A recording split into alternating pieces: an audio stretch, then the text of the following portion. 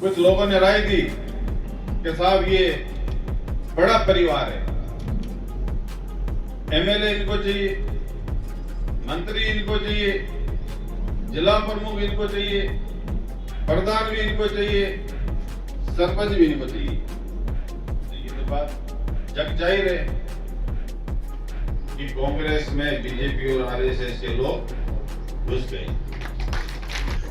और आरएसएस और भाजपा ने अपने लोगों को कांग्रेस पार्टी में भेजना शुरू कर दिया कि संगठन में हम लोग यहां से देख रहे हैं कांग्रेस कार्यालय के अंदर आरएसएस और भाजपा के पदाधिकारी बैठे हैं कि जो जिलाध्यक्ष बनेगा हमारी गुटबाजी खत्म करेगा। लेकिन जो भी बना वो तो ये चाह रहा कि ये तो दूर ही रहे। जो भी बना उन्होंने हमेशा यही सोचा कि ये दोनों परिवार एक नहीं होने, क्योंकि मिश्रा जी ये बहुत गंभीर मामला है, इसको आपको समझना पड़ेगा। आप हमारी गुटबाजी में मत फंसो कि इनकी क्या गुटबाजी है, हम एमएलए बने ना बने चलता रहेगा कांग्रेस पार्टी। तो मुझे 10 फीट नीचे में गया और अंदर जाके देखा तो कांग्रेस के 15-20 लोग 10 फीट गहरे गड्ढे में बैठे हैं। तो मैंने गोविंद जी से कहा, मैंने कहा कांग्रेस को अब कहां लाके छोड़ दिया आप लोगों ने कि मैं क्या करूं। वो पीसीसी में भी शामिल रहा। मैंने मेरे कार्यकर्ताओं को, जो कांग्रेस के पक्के कार्यकर्ता थे, और मैं अच्छी तरह जानता हूं, मिश्रा जी भी नहीं जानते कि कौन सी पंचायत में कौन सी बूथ में इस आदमी में कितना वजूद है। वो जितना एआईसीसी वाले नहीं जानते उससे ज्यादा मैं जानता हूं तो इन लोगों में कितनी ताकत है। उन सब को बंद कमरे में न मिलाकर खुले में मिलाने का निर्णय लिया। डीसीसी में कार्यालय में भी वो खुले में बैठे रहे, ब्लॉक स्तर पर भी मिश्रा जी को गेट पे आना पड़ता था कि भैया बता दो, तब लोग बाहर से ही बात की खुले में। ये चीज रामगढ़ में हुई।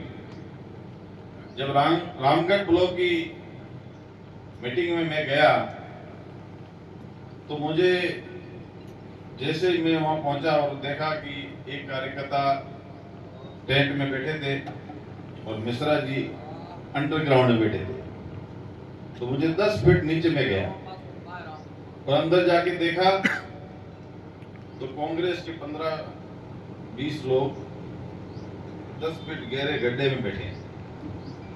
तो मैंने गोविंद जी से कहा, मैंने कहा कांग्रेस को अब कहां लाके छोड़ दिया आप लोगों ने कि मैं क्या करूं। वो पीसीसी सेक्रेटरी है, पूर्व जिलाध्यक्ष है, तो उन्होंने कहा मेरी सुनी नहीं, अब जो भी है यहाँ कर लो। वहां पर मैंने भाषण नहीं दिया, रामगढ़ में मैंने भाषण नहीं दिया, क्योंकि मिश्रा जी ये बहुत गंभीर मामला है, इसको आपको समझना पड़ेगा।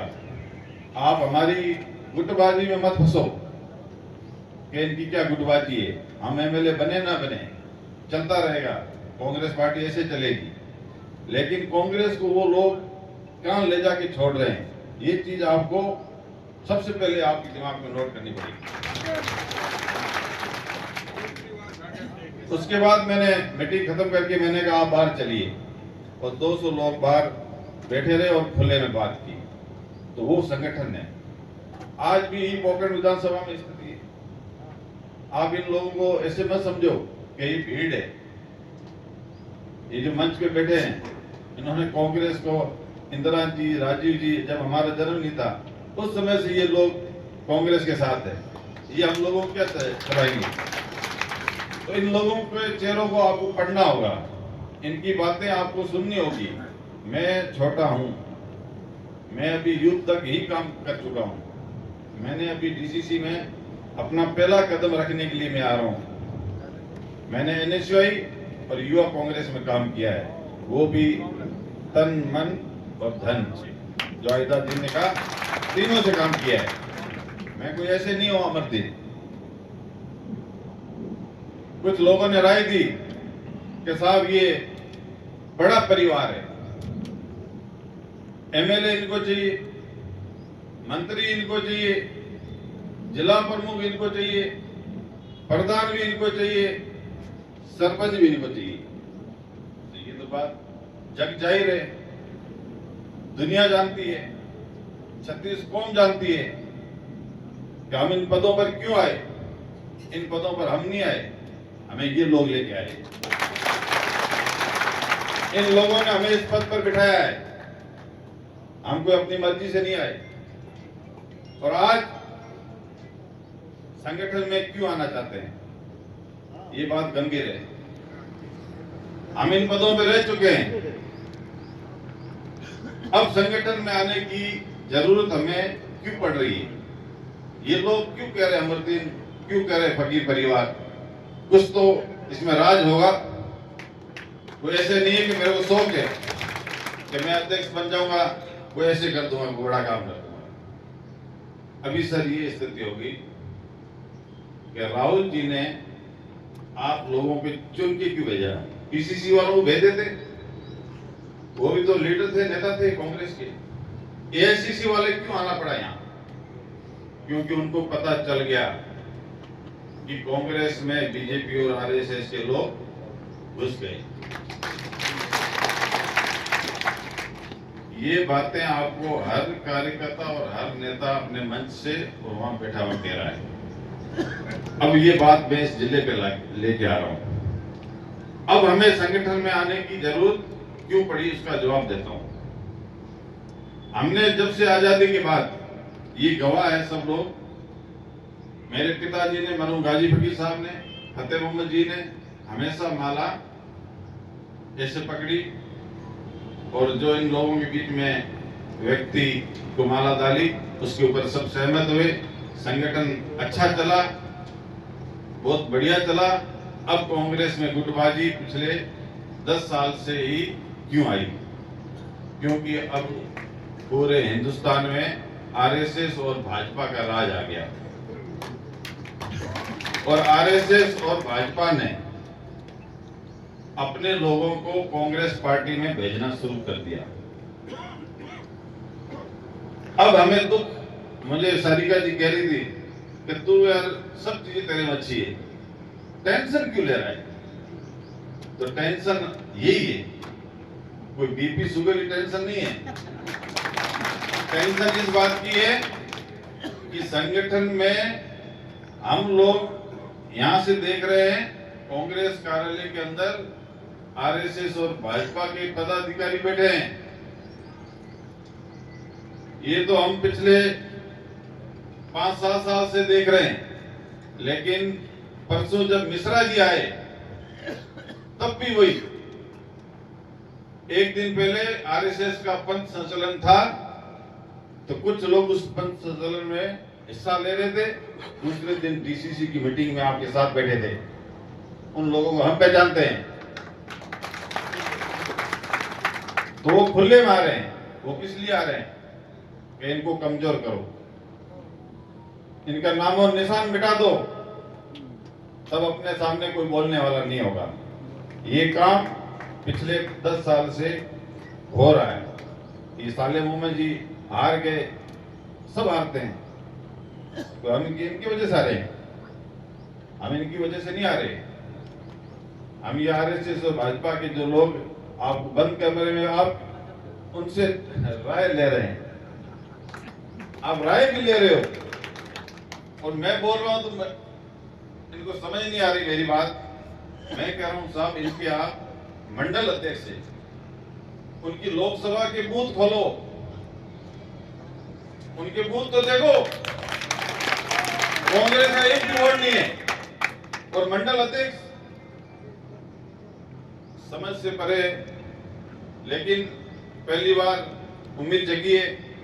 ये जो लोग हैं एमएलए की टिकट के लिए ऐसे हमेशा इकट्ठे होते थे, इतनी भीड़ मैंने डीसीसी में प्रेसिडेंट बनाने के लिए पहली बार देखी है, और ये जो बूटी है इन्होंने भी पहली बार देखी होगी। एमएलए टिकट के लिए ये लोग सड़कों पे खड़े होते थे, जैसा मिश्रा जी आपका स्वागत हुआ है आज। वो लोग कोई आपसे उम्मीद करके बैठे हैं कि राहुल गांधी जी खुद आए हैं।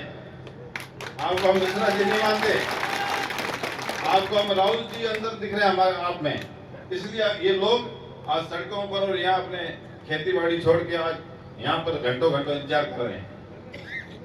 आपसे उम्मीद है कि इस बार जो डीसीसी का प्रेसिडेंट है वो संगठन के लिए और आरएसएस के भाजपा के जो लोग अंदर बैठे हैं उनको भगाने वाला कौन सा नेता होगा, उसके लिए हमें पति परिवार को आगे लाना पड़ेगा। क्यों लाना पड़ेगा? क्योंकि हमने दूसरे पदाधिकारियों को बना के देख लिया, सब बन गए। हमें उम्मीद थी कि जो जिलाध्यक्ष बनेगा हमारी गुटबाजी खत्म करेगा, लेकिन जो भी बना वो तो ये चाह रहा कि ये तो दूर ही रहे। जो भी बना उन्होंने हमेशा यही सोचा कि ये दोनों परिवार एक नहीं होने चाहिए। ये दिल की बात है और ये सबको समझ भी आ रही है। जो भी पदाधिकारी अभी बन रहा है उनका एक ही मकसद है कि ये दोनों परिवार किसी भी सूरत में एक नहीं होने चाहिए। ये स्पष्ट बात है। आज संगठन की मीटिंग है, इसलिए पूरी संगठन की बात कर रहा हूं। 40 साल की उम्र है। नैनदान जी को डीसीसी मीटिंग मैंने फोन किया था, सबसे बुजुर्ग नेता है। जब आप आए थे तब इनको मैंने कॉल करके बुलाया, क्योंकि मेरे पिताजी के खास मित्र हैं, इनको पूरा अनुभव है। आप इनकी बात सुन सके इसलिए मैंने इनको कहा आपकी बहुत जरूरत है। इन्होंने मुझसे से एक ही बात कही कि आज संगठन में ऐसा व्यक्ति चाहिए जो ऐसी भीड़ इकट्ठी कर सके, संगठन को चला सके और कांग्रेस को मजबूत कर सके। वो खुद के लिए नहीं कर रहे, उनकी अब पछाड़ी है। वो तो घर में बैठे रहते, रेस्ट करते, उनको अब क्या जरूरत है। लेकिन अभी भी उनके दिलों में यह है कि कांग्रेस पार्टी जब तक हम जीवित है, जब तक देश में कांग्रेस का परचम लहराना चाहिए। इसलिए मिश्रा जी मैं ज्यादा वक्त लेते नहीं, मेरी जवानी पूरी मैंने 35 वर्ष की आयु तक ही यूथ कांग्रेस में मैं काम कर सकता हूँ। उसके बाद तो मुझे आउट कर दिया था। तो मैंने जवानी 2007 से लेकर 2022-23 तक मैंने यूथ कांग्रेस और एनएसयू में काम किया। मैंने प्रदेश स्तर का चुनाव लड़ा, राहुल गांधी जी सिस्टम लेके आ गए। पहला चुनाव लड़ा, जनरल सेक्रेटरी बना। दूसरा चुनाव लड़ा, वाइस प्रेसिडेंट बना। क्योंकि मैंने जो दोनों चुनाव है वो वाइस प्रेसिडेंट और सेक्रेटरी के लिए ही लड़े थे, मैंने अध्यक्ष के लिए नहीं लड़ा। वो बैलेट पेपर के चुनाव थे। तीसरा चुनाव जब लड़ा तब उन्होंने ऑनलाइन वोटिंग सिस्टम डाला, क्योंकि दिल्ली में मैं सुनता था कांग्रेस पार्टी ईवीएम के खिलाफ बोल रही है।